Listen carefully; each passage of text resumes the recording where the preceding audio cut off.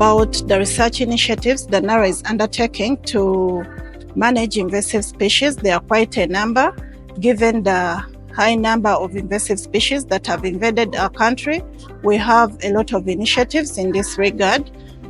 For example, regarding the management of Congress weed or Parthenium weed, which is devastating agricultural lands, rangelands and pasture lands, as well as causing biodiversity loss, we are promoting biological control using a leaf-feeding beetle, and we are engaging the communities in this venture, because for the success of any biological control mission, you need to have buy-in from the communities, because they're the ones that dictate or determine the success, as they are partners into the management, and they help you in the release of these natural enemies, because we always encourage to have community rearing facilities for these natural enemies. We also have interventions in the management of fall armyworm, which devastated large acreages of maize and other cereal crops. And for the fall armyworm, it is an IPM strategy that is being fronted, which involves the use of natural enemies or biological control, whereby we have the egg-feeding parasitoids, the Telenomus remus, and then the larvae-feeding parasitoids, the Apothecia isipe, together with the use of the push-pull, where we have the Desmodium and then the Bracharia plants that are being used into that push-pull. And we also have use of the traps for the adult moths that are affected, that lay the eggs of the fall armyworm. Then regarding papaya mealybug, we still engage communities into the biological control. So far, the agent, which is Acerophagus papayi, has been released in the papaya growing areas of central Uganda, and we've seen impact and reduction in infestation levels of this papaya mealybug. Then, not forgetting the mango mealybug, which had invaded the country in 2022 in Ntungamo, and the biological control agent was released as of that time, and it has really done a good job in containment.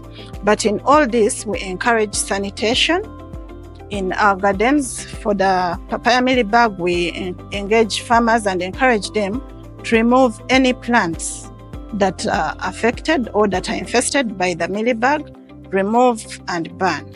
Then we also encourage farmers to use seedlings from certified nurseries to establish their gardens. And then we are also working on Kariba weed.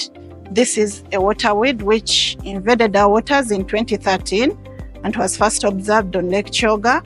And by 2017, it had formed a thick carpet over the Choga, Albert, and the Nile complex. And we used biological control using the Cerotobaga salvini weevils that fed on the weed, which resulted into its disintegration and rotting, and we now have clear waters. Currently, these control efforts are being invested on Lake Victoria, because this Kariba weed was seen and reported in 2020 on the lake. We are also doing augmentative biological control for the water hyacinth, which has been shown to be on the rise. It is re-emerging, and of late, high populations of the hyacinth have been reported on the different water bodies. So we are intending to release the weevils, which initially controlled the initial infestation in the 1990s.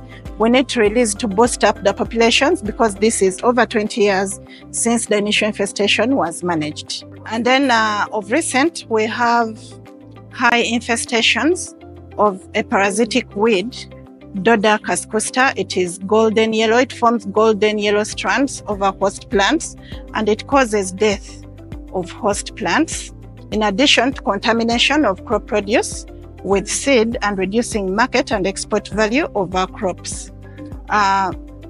Aside from that, it also results into biodiversity loss, and yield losses of the different agricultural crops that it affects. We've seen it on mango, coffee, citrus, cassava, and all these are key crops for the country that have been earmarked for steering the country into a middle income status. For Doda, as of now, there is no silver bullet to its management.